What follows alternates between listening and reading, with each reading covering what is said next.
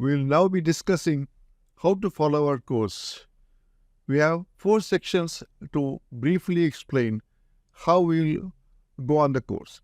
First, we'll know the theory of music lessons to follow the lessons covering the fundamentals of music theory. And we'll progress to the specialized instructions also on the Sargam notations tailored for your understanding of the Bollywood music. Then we'll move into practical application, how we are going to use the theoretical aspect into the practical application. So we'll use the free piano keyboard chord books for practical application of the theoretical concepts.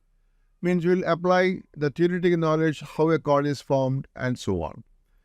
Then we will engage you with the informative materials to deepen your skills and understanding of the playing.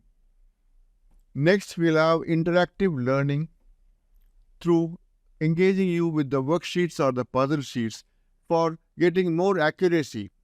By working out more and more of the puzzle sheet and worksheets, you become more confident for the future action.